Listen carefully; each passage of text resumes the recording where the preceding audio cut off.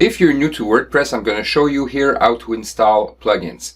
It's very simple. Once you're logged into your WordPress, you click on the Plugins tab. You click on Add New Plugin.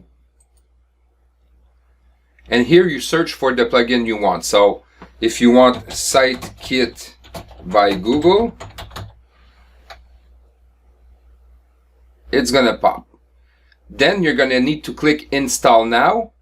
And once it's installed, you're going to need to click on Activate. So once you see that it's active, that means you've installed it properly. Now in some plugins, example, Sitekit plugins, you're going to need to go back in your plugin section and go in the settings to connect your Google Analytics to your website.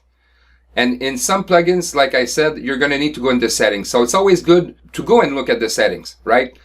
For example, Opt-in Monster also has settings to be added once the plugin is installed.